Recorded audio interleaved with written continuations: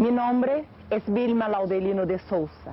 Nací en la ciudad de Río de Janeiro, una de las ciudades más lindas, conocida como la capital del carnaval, con su ritmo contagiante de la samba y el fútbol. En mi país, una gran mayoría creen, buscan o practican alguna forma del espiritismo. Y esto se da desde el mismo tiempo de la colonización, cuando esclavos fueron traídos desde África con sus cultos y dioses tribales. Y dentro de estos descendió mi abuela, hija de Angola. En estos momentos más que nunca hay una atracción por el ocultismo a través de las literaturas, telenovelas y películas donde se propagan algunas en forma muy sutil y otras abiertamente, tales como El Exorcista, Marte 13, Pesadilla, Poltergeist, etc. Por largos años yo viví la realidad de todo lo que esto quiere decir. Y yo les ofrezco mi testimonio y deseo ardientemente que les ayude para conocer al único y verdadero Dios que puede librarnos del poder de las tinieblas y trasladarnos al reino de su Hijo amado. Así que yo les invito a reflexionar mientras les comparto mi experiencia.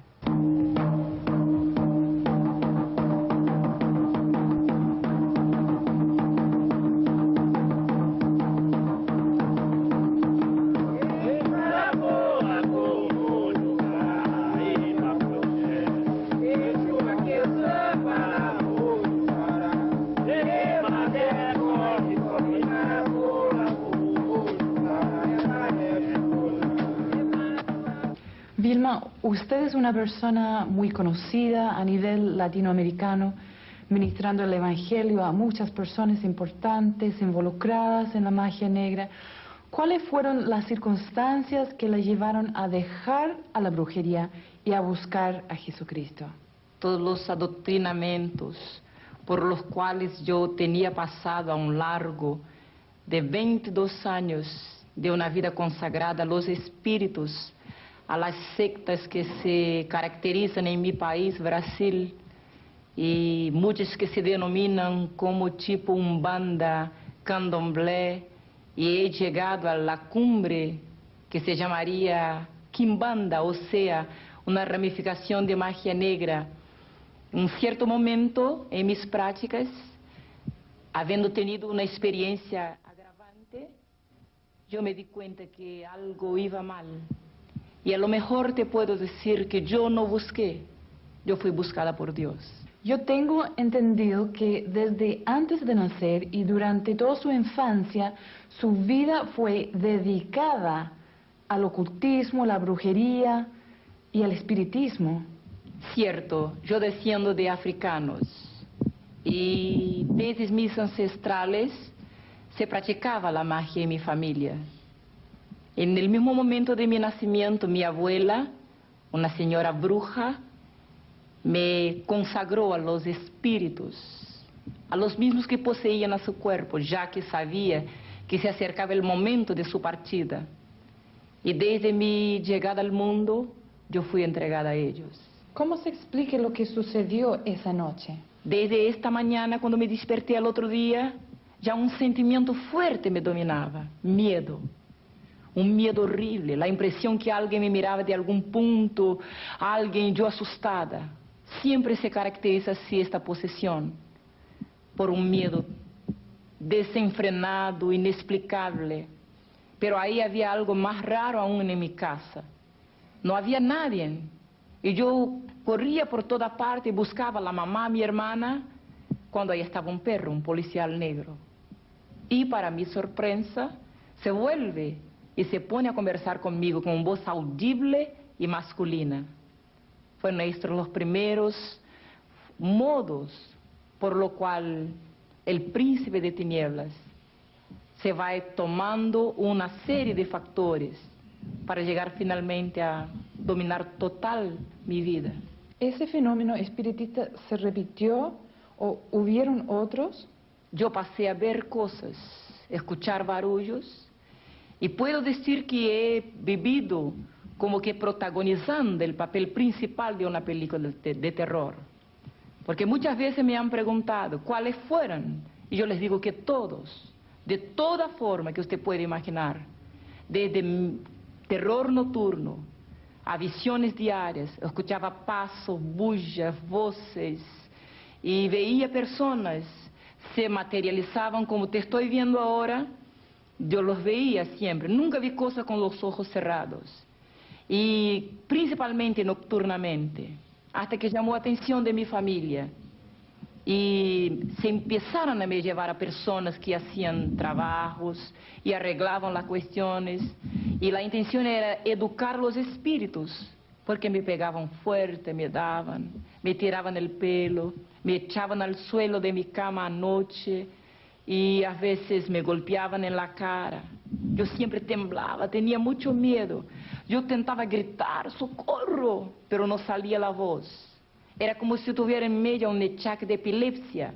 Yo quería gritar, pero no conseguía moverme, mi cuerpo siempre enrijecido, y yo totalmente impotente a toda manifestación que se daba. A los 7 años de edad, me llevaron de vuelta a mi abuela, porque ya ninguna persona de baja categoría podría ajustar o educar a aquellas entidades. Así que me acuerdo que una noche, me parece una pesadilla cuando me acuerdo de aquella noche, cuando me pusieron un traje y adelante de un mantel lleno de sacrificios, los atabaques batían, y carcajadas y gritos estridentes de las entidades, y la gente palmeando y bailando, y yo ahí estaba siendo confirmada como una sucesora de mi abuela. Yo miraba a mi mamá muy asustada, y ella hacía que me quedase calladita, porque todo era necesario a causa de mi futuro. A mí me decían que yo fui predestinada para ser una sacerdotisa. Bien temporariamente las cosas se atenuaron. Mientras yo servía ahora, porque como tenía mucho poca edad, no podría llegar al grado mayor. Entonces empecé en Umbanda, una ramificación mezclada con blanco de espiritismo brasileño, pero que en realidad esconde cosas muy fuertes, muy dominadoras, cosas que pueden destruir eternamente a una persona. Ahí se invocan espíritus de muertos, espíritus del aire, del cerro, de selva, del mar, pero por detrás de todos estos, y en toda esta planificación, todas estas entidades, o sea, espíritus, que fueron tomando gobierno de mi cuerpo, se escondía una sola persona. Y esta yo la encontré al fin de la caminada. A los 13 años de edad, yo llegué a una segunda secta que predomina en mi país, Candomblé. Esta ahora está casi que mundialmente conocida. Se trabaja mucho con poderes psíquicos, gobierno de mente, con mensajes de extraterrestres. Se trabaja con control de carácter, de personalidad, control político, control emocional, control financiero. A través de Candomblé, cuando yo llegué ahí, buscando una respuesta para mi problema, se dio algo rarísimo. Ahí estaba un templo muy grande, un sacerdote.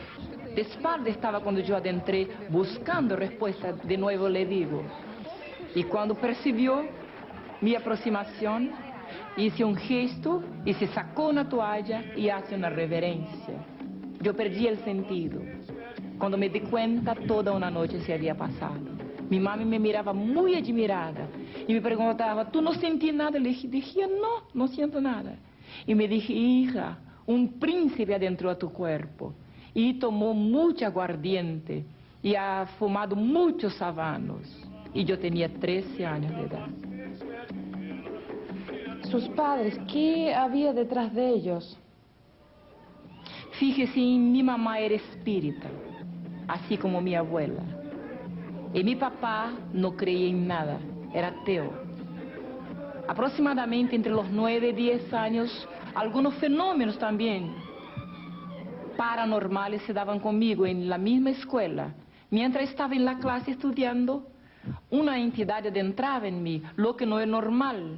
Si alguien que me está escuchando conoce el factor, la jerarquía espírita, sabe que nunca un practicante de Umbanda puede ter manifestaciones del espiritismo científico. pero a mí adentraba una entidad y yo psicografaba. Yo no tenía conciencia, yo no quería hacerlo, pero mis manos se movían. Y en una cierta ocasión la maestra me flagró y levantó mi cuaderno y dijo, vean por qué esta niña no aprende nada. Yo miraba desesperada. Quería decirle a ella, no fui yo que hice esto. Pero era mi cuaderno con mi letra. Y había un dibujo, la figura de un hombre y una firma abajo. La figura era de Satanás. Y la firma era, yo soy el demonio de la medianoche. De ahí me encaminaron a una iglesia para un trabajo de exorcismo. Pero fue escuchando una clase de catecúmenos de esa iglesia que las cosas empeoraron. Cuando la joven decía sobre Dios, un Dios que había creado a todos, un Dios que estaba en los cielos, un Dios que amaba a gente buena. Y sabe que yo miré adentro de mí misma, aunque fuera bien niña, yo ya tenía una percepción muy profunda de muchas cosas, podría entender y escudriñaba siempre todo. Y mientras ella hablaba, yo miraba mi vida. Y le doy un perfil de mi infancia. Yo soy la cuarta hija negra. Soy hija de una mujer de descendencia europea, con hombre de descendencia africana. Yo fui la única que heredé todos los trazos característicos de negro. Así que nunca nadie ha creído que yo era hija de mi mamá. Yo sufrí en mi propia piel el choque de raza, de cultura, de sociedad. Siempre la gente preguntaba, ¿esa es su empleada? Mis hermanos a veces se burlaban de mí y decían, la mamá te encontró en la puerta, tú no eres hija de ella. Y esto se fue criando adentro de mí algunos sentimientos como recalque, rechazo. Me sentía desajustada, un desequilibrio emocional. Yo me sentía menor, pensaba, ¿por qué soy diferente? No conseguía entender. Y a la idea que me enseñaron, que Dios había creado todo, no me gustó. Porque pensaba, entonces si Él me ha creado tan diferente. Yo nací en un barrio elitizado de mi ciudad. Ahí estaba la gente de plata, la gente de cultura, la gente de la élite y la gente blanca. Y no todos me querían. A veces uno no puede imaginar el mal que hace mirando con poco caso a un niño. Pero yo me daba cuenta que casi nadie me quería. Y cuando oí hablar sobre Dios, llegué a la casa y pregunté a mi papá, ¿quién es Dios? Papá me contesta, golpeando a su bolsillo, Dios, hija, es plata en el bolsillo de quien lo tiene. La cosa se alargó por hartos años.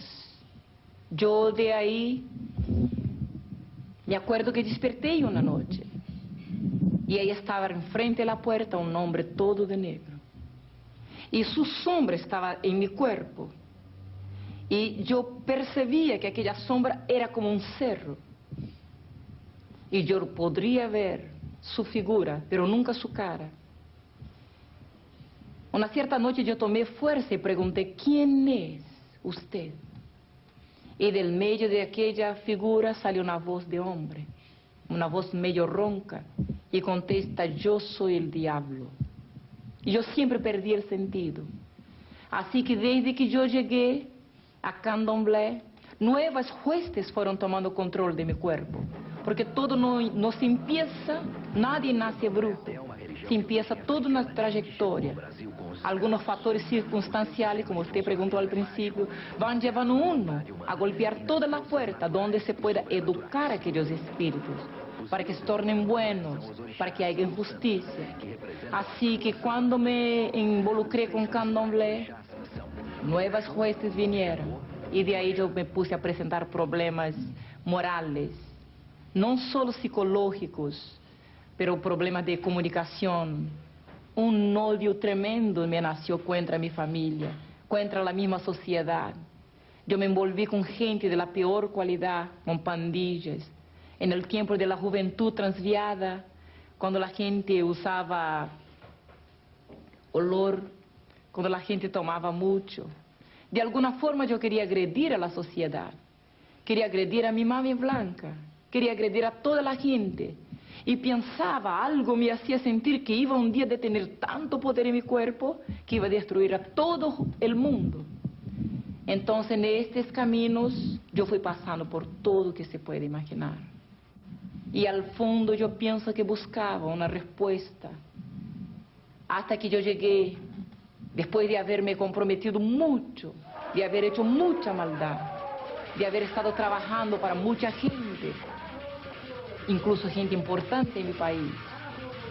Un día golpeé a la puerta de la misma magia negra, donde me dieron un traje negro para poner, donde se hizo una reunión a una puerta cerrada, en un local todo oscuro, y de ahí se invocaba al Señor Lúcio, el príncipe de los espíritus actuantes en toda forma de ocultismo. Fue una noche también rara en mi vida, porque como vidente que era yo, vuelvo a decirle que nunca veí ningún espíritu así de ojos cerrados. Los veía como te estoy viendo. Se materializaban muchas veces.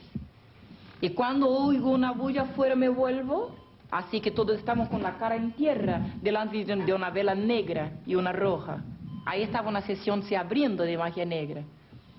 Cuando veo adentrar un hombre, y no tenía cacho ni cola, era muy bonito a la vista. Pero su mirada, cuando se ponía en mí, mi cuerpo se ponía como si tuviera un achaque, como si estuviera entorpecida, anestesiada. Y cuando me fijé, yo bajé mi cabeza, la adentró. Y se manifestó en la señora que jefeaba ahí, la bruja jefe. Y vino usando una corona de oro, una ropa negra, un puñal y un tridente. Usaba en sus manos. Y vino directo hacia mí y me dije, tú, yo te escogí desde tu nacimiento. Y quiero que haga un pacto eterno conmigo. Entiendo que hay grados en la magia negra. ¿A qué nivel llegó usted? Fíjese que el espiritismo tiene muchas escalas. Hay los que van por curiosidad, hay los que llegan por necesidad.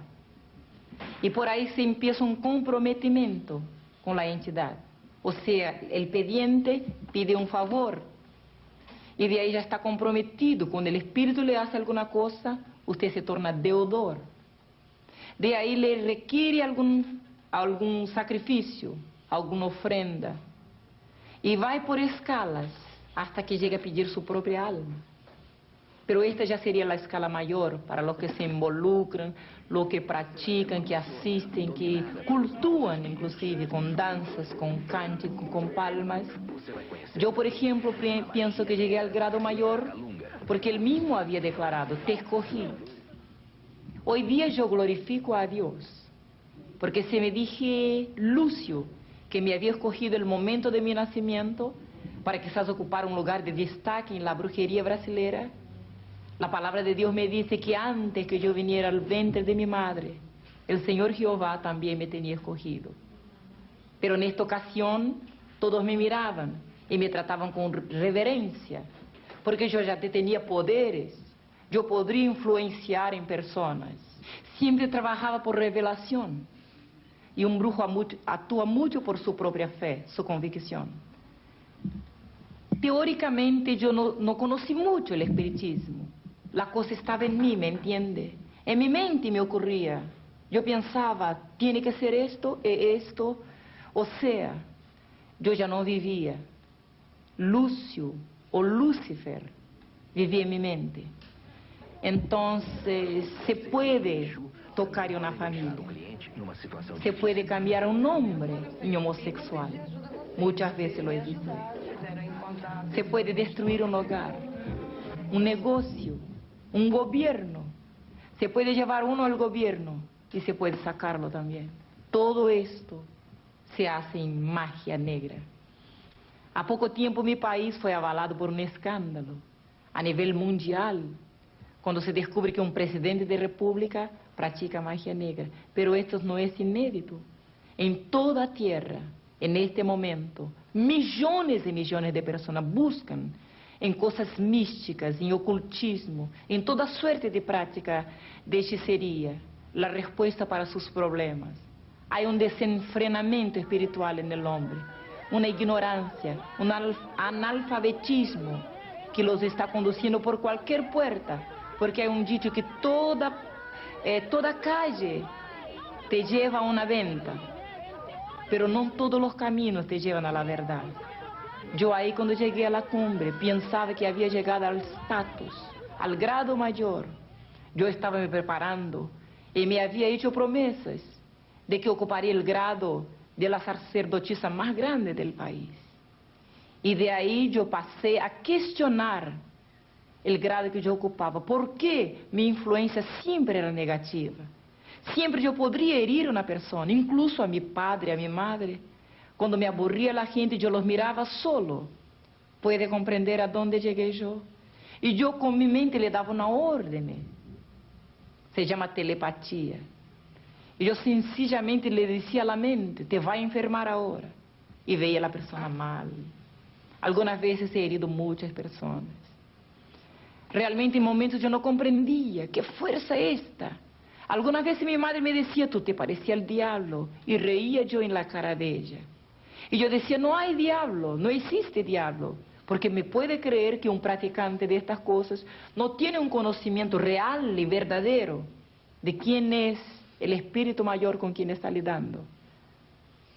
O sea, yo lo consideraba un justicero, un amigo, una persona que me hacía favores y que me golpeaba y que me castigaba porque era mi dueño, mi señor, detenía poderes sobre mí, pero también con quien yo podría buscar favores espirituales y a través de quien yo podría recibir favores. Y o sea, tener dominio sobre ciertas situaciones. Ahí en Magia Negra, gente muy importante, artistas, políticos, gente famosa nos buscaba. Algunos que hoy día tienen renombre, son muy conocidos. Infelizmente, fueron buscar la transitoriedad de la gloria, de la fama, de todo que detiene ahora en la tierra, a los pies de Lucius, el príncipe de los demonios, que está ahí en Brasil. ¿Había en algún momento una motivación lucrativa detrás de estas prácticas? Sin duda es muy cara la parte sacrificial de magia. O sea, una misma consulta que se hace a un brujo para que se invoque una entidad más fuerte como esta que trabajábamos, esto sale carísimo. Y no cualquiera puede pagar el precio. Y claro que el brujo recibe su parte, recibe mucho. Pero puede imaginar un saquetel sin hondo, así que se recibe mucho hoy día y mañana ya no se tiene nada. Es como un miraje. Usted ve una impresión, es una ilusión.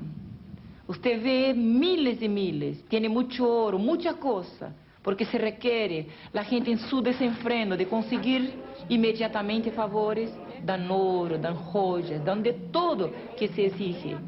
Pero algunas veces he visto la entidad diciendo, yo doy con una mano y quito con las dos. Esto me hizo cuestionar y un otro factor. Le cuento, cuando en una noche en media práctica, una persona nos busca y pide que matemos una cristiana, una evangélica. ¿Sabía que fue la primera vez que oí hablar del evangelio? O sea, de una evangélica, fue adentro de un culto de magia negra. Bien, y yo le abro una comilla para decirle que también nos enseñaban contra los evangélicos, que eran los enemigos número uno de nuestra causa espírita, y que por los evangélicos la tierra no estaba gobernada por el príncipe justiciero Lucius. Así que deberíamos combaterlos, avergonzarlos y destruirlos siempre que fuera posible. Y cuando esta señora viene a pedir para matar a su vecina, empieza a describir el carácter de esta señora. Y sabe que reclamaba a Lucius sobre su vecina. Yo le asistía como secretaria en el momento. Decía, ella está siempre orando a su Dios, siempre está glorificando a su Dios, siempre cantando alabanzas. No es adoradora de la señora, de la Virgen. Ella dice que nuestros espíritus son demonios. Y se tan pedantemente declara que va al cielo. Bien, yo escuchaba la charla y pensaba, ahora sí voy a aprender y voy a destruir a toda esta gente, los evangélicos. Pero cuando el mismo príncipe extiende las manos y dice, no, ya basta, no me adelante a pedir nada contra esta mujer. Ella tiene un espíritu superior que mí, contra lo cual yo no puedo. Ahí yo cuestioné.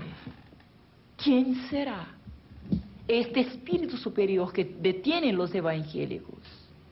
por el momento, por nunca haber oído hablar de las cosas del Evangelio, yo pensé, entonces los cristianos son los peores brujos, porque contra ellos ni siquiera el príncipe mayor de nosotros puede.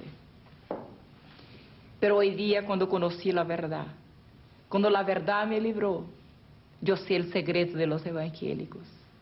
Cada uno de estos pequeñitos, puede que sean analfabéticos, ignorantes, o grandes, cultos, no importa, que han lavado sus vestimentas en la sangre de Jesús.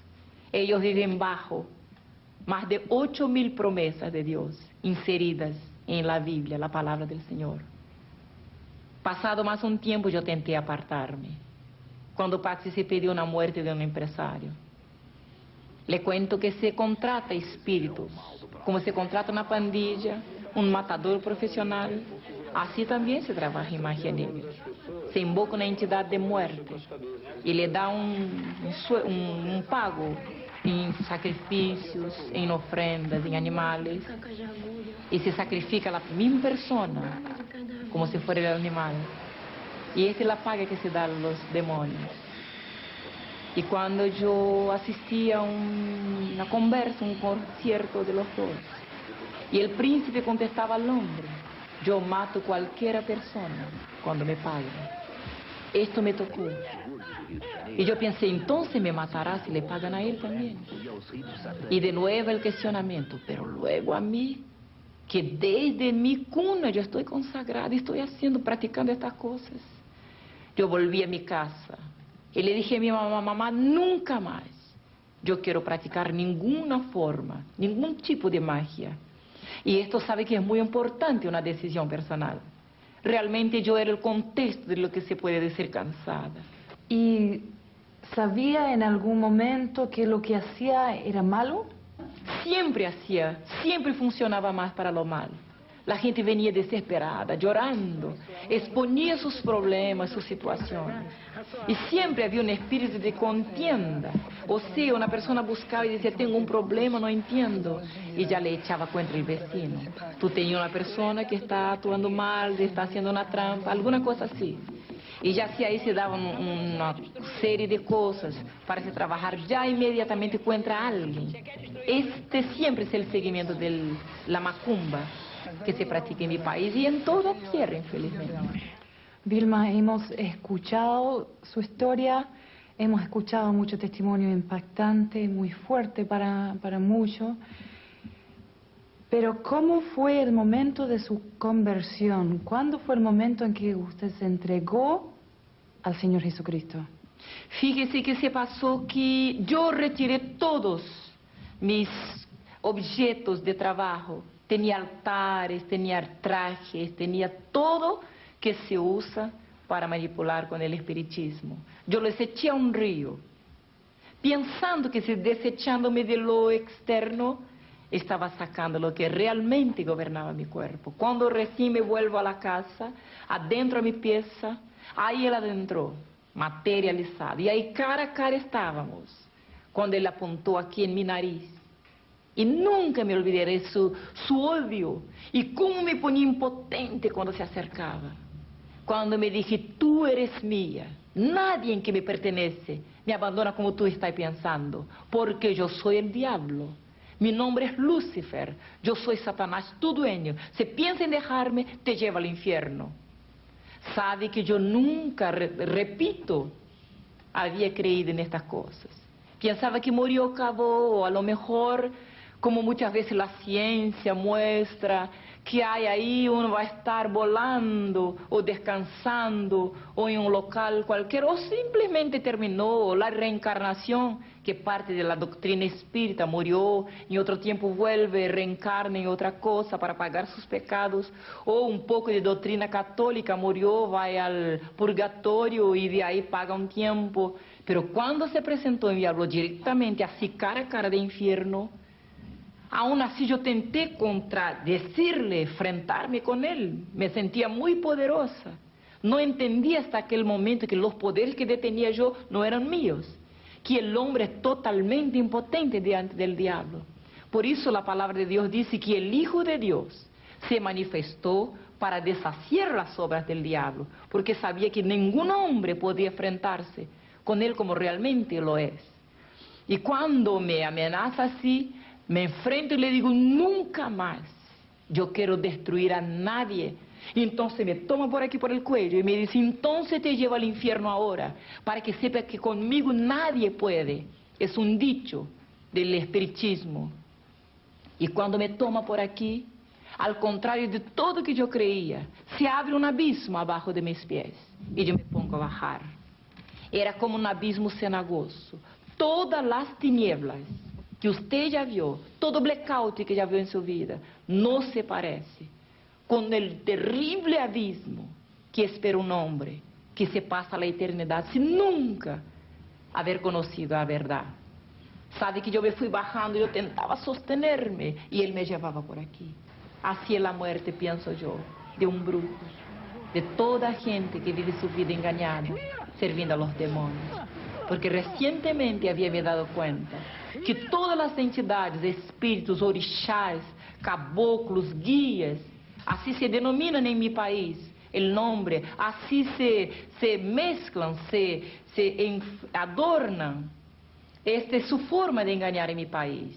Se autodenominan entidades, espíritus justicieros. Pero ahora, en fin de mi camino, de mi trayectoria, estaba delante del diablo. Él se declaraba mi dueño. Un cierto momento se paró y dijo, allá está su cuerpo.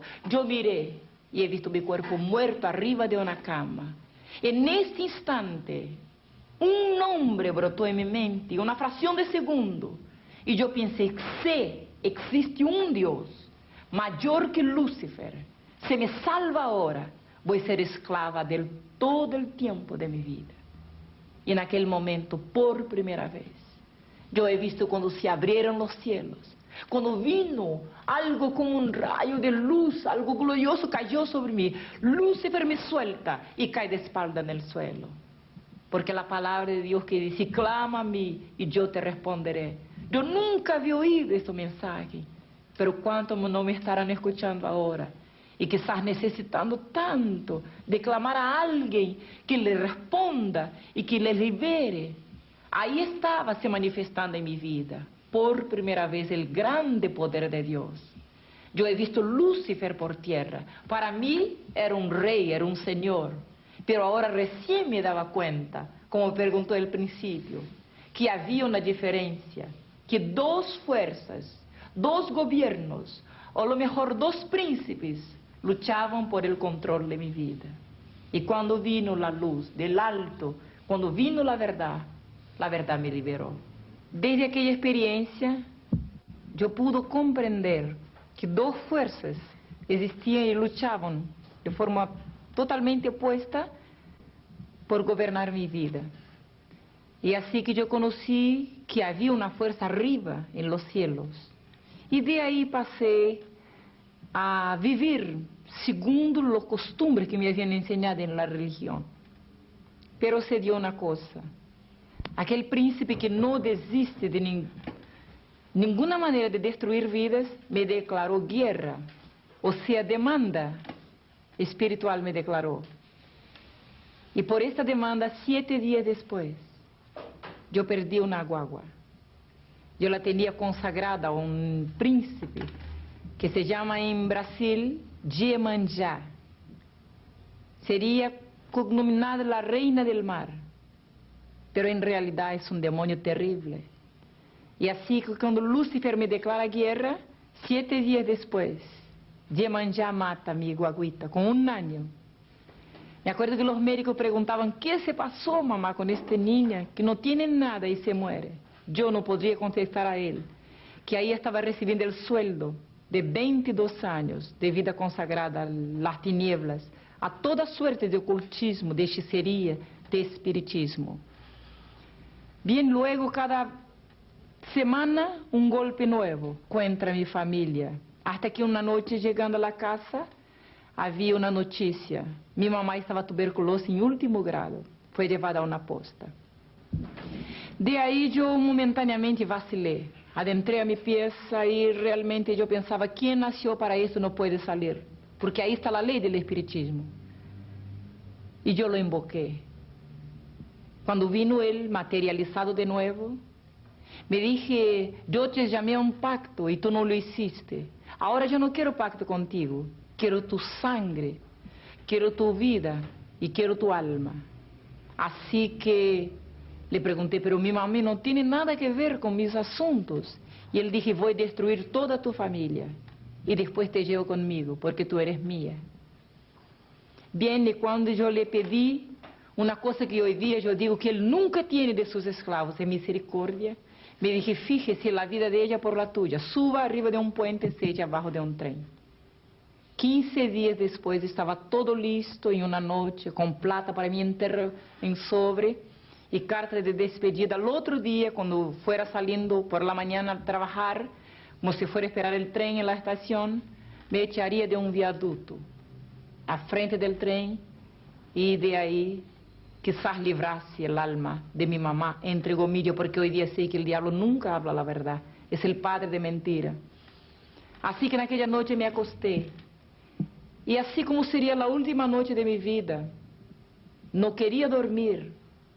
No sé cómo se sentirán miles de personas que me escuchen ahora, con ganas de morirse, de autodestruirse, pero yo le digo que terrible, no hay palabras para decir la última noche de un suicida. Yo quería reportar mi vida, hacer un retrospecto.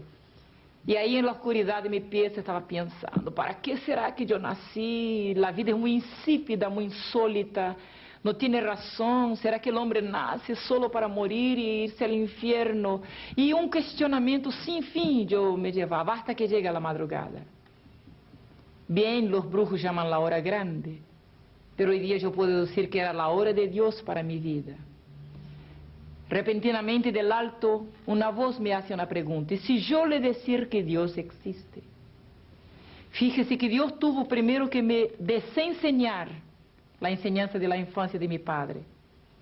Y cuando aquella voz me preguntaba así, yo reaccioné con violencia. Ahí estaba delante de mí toda mi vida, mi sufrimiento, el rechazo, todas las cosas, y yo aburrida contestaba, no, no, no existe Dios. Pero por segunda vez la voz me preguntaba, ¿y si yo le digo que existe un Dios todopoderoso? Esto fue impactante para mí, totalmente inédito. Yo conocía muchos dioses, muchos príncipes, entidades, pero un Dios todopoderoso. Así que a esta idea yo tuve miedo, porque todos mis pecados se pusieron a desfilar enfrente a mí. Me parecía que me acusaba, entonces me dio un miedo y yo pensé, si hay un Dios todopoderoso, no debe gustar gente de mi tipo, de mi categoría. Y para defenderme inmediatamente yo reaccioné, pero también no me gusta de él. Así que por tercera vez una voz dulce, suave, me pregunta de nuevo, y si yo le decir que hay un Dios todopoderoso y Él te ama, así como tú eres, yo reaccioné. Puse las manos aquí, empecé a llorar, y yo lloraba, y al fin mi alma gemí. Yo pensaba, qué bueno si hubiera un Dios que amase a mí con todo este error, con todo esto pasado, con toda esta basura. Y mientras yo lloraba, una luz fuerte, fuerte adentro de mis ojos, yo saqué las manos y ahí al frente de mí estaba algo inédito. Yo conocía miles de príncipes. De nuevo les voy a decir, siempre fui vidente en mi vida, siempre tuve conexión con el mundo espiritual, conocía muchas cosas, pero nunca aquella luz. Y yo quería fijarme, pero ella me ciegaba. Y cuando me paré para ir en dirección de aquella luz, que yo no comprendía aún quién era que estaba ahí, entonces veí cuando mis manos, mi cuerpo empezó a dar vueltas, y cuando yo caí de espalda para el frente, y los demonios a su turno iban adentrando en mi cuerpo. Yo estaba muy admirada, porque podría verme en el suelo, y recién, mientras escuchaban los demonios diciendo garabatos, blasfemias, insultos, y se rascuñaba como una culebra yo por el suelo, yo comprendí recién que estaba poseída por un espíritu enemigo, daquele supuesto de luz que estava se acercando de mim. E aí em meu pensamento me puse a chorar. E aún assim reaccionei como uma bruja. Eu chorava e dizia, fíjese Deus, tu eres injusto, tu eres malo, ¿Por qué tú permitiste que yo viniera al mundo para hacer tanta maldad y ahora recibir en mi propio cuerpo el pago de esta maldad? Y para mí me parecía, no podría mirarlo un segundo, me parecía que estaba me mirando, serio. Y cuando yo quería herirlo de alguna forma, y le dije, fíjese, yo sufrí tanto en este mundo, que sufrí más que tu hijo, porque me habían dicho alguna vez que Dios tenía un hijo, cosa que nunca yo he acreditado.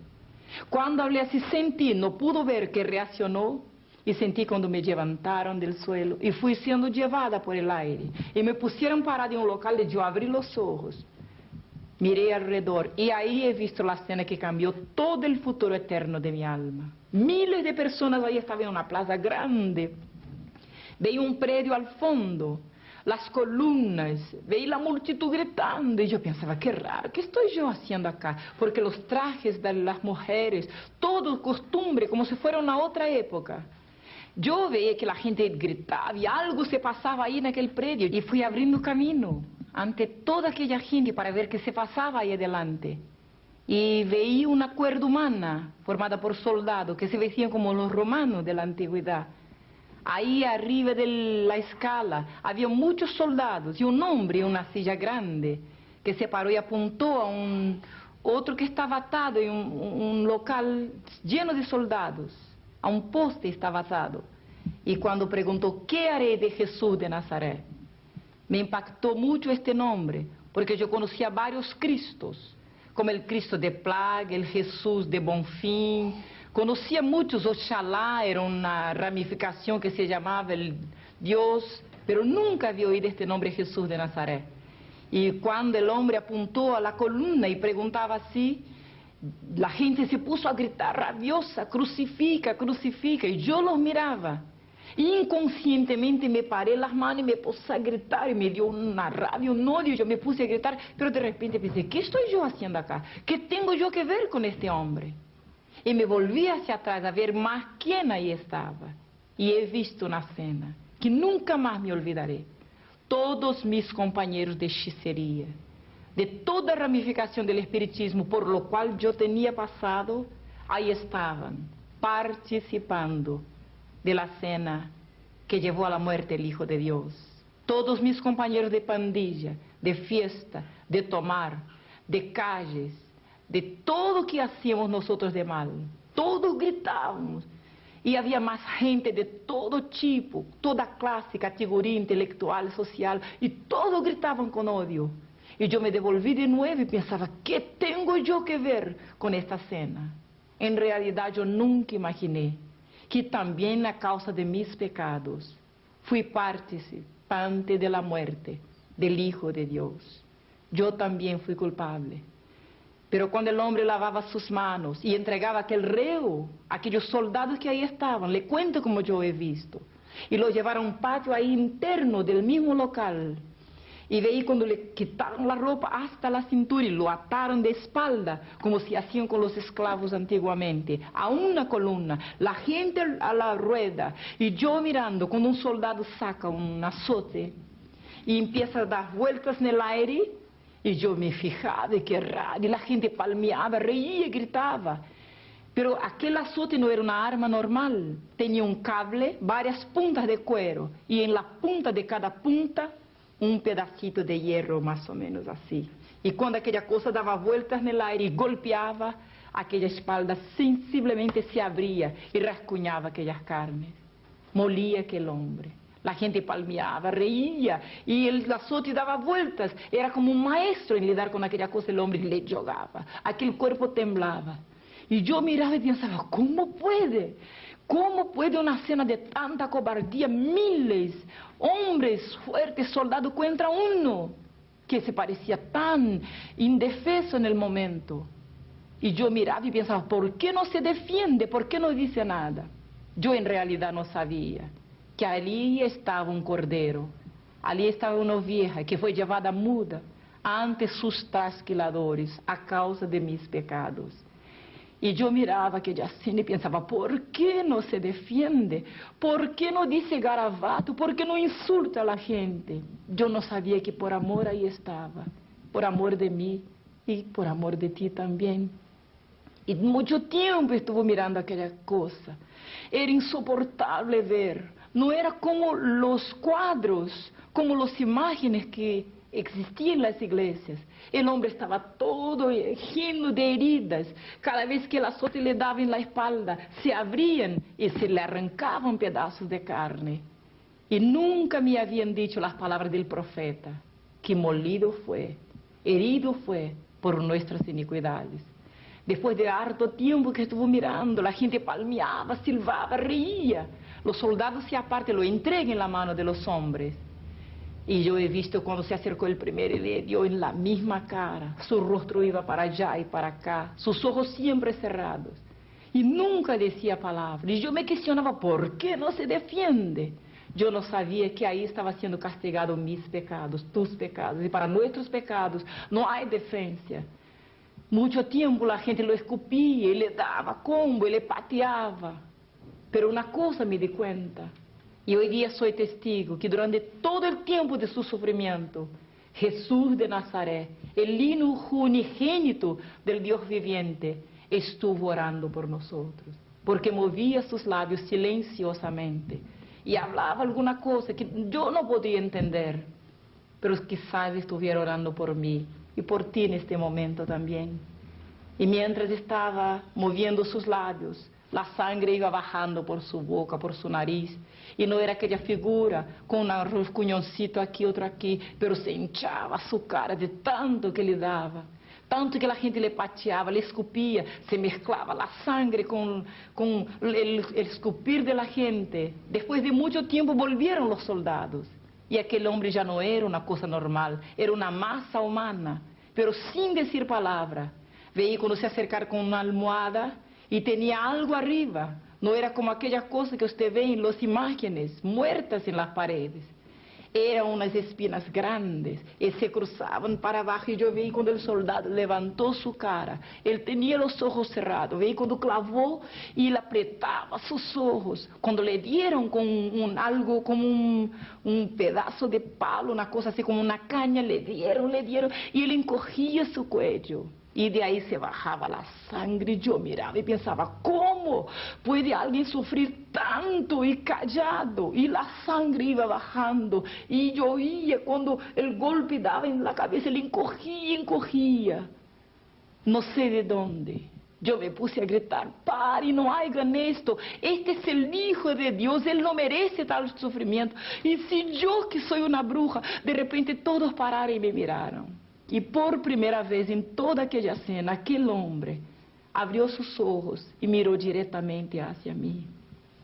Se puede imaginar, Jesús de Nazaret, el Hijo de Dios, me estaba mirando directamente. Yo pensaba al momento que estaría con odio porque le hicieron sufrir mucho. Todas las palabras serían cortas, pocas, para decir lo que ha sufrido aquel hombre. Pero al contrario, estoy acá para decirle que nunca he visto una mirada más llena de misericordia, de amor, de bondad, que la mirada de Jesús de Nazaret. Él ahí estaba me mirando y yo estuve atada a su mirada. Yo quería decir algo, pero ahora las lágrimas corrían por mis ojos.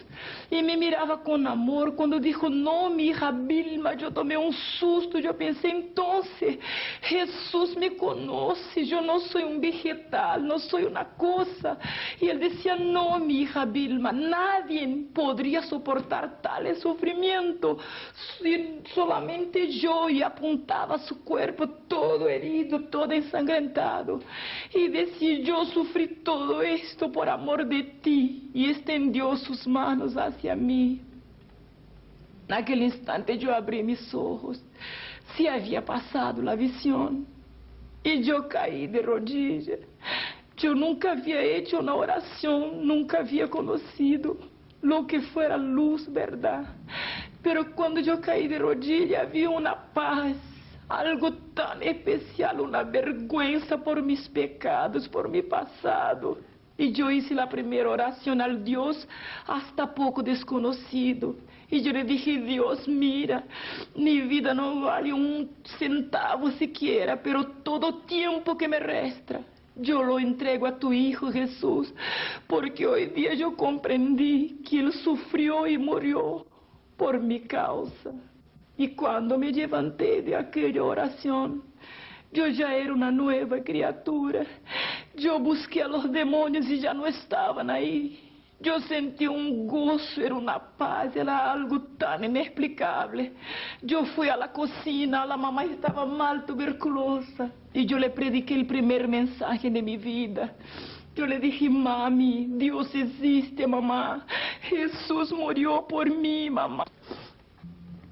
Este Dios cambió mi vida. Me hice una nueva criatura. Puse un cántico nuevo en mi boca, un himno al Señor. Muchos lo han visto y han conocido y glorificado al Señor. En este momento, cuéntanos de su ministerio. ¿Cómo está sirviendo al Señor ahora? Loli, se pasó que cuando yo conocí la verdad, cuando el Evangelio llegó a mi vida, yo entendí que miles aún no lo conocen. O a lo mejor conocen superficialmente, como yo en mi infancia.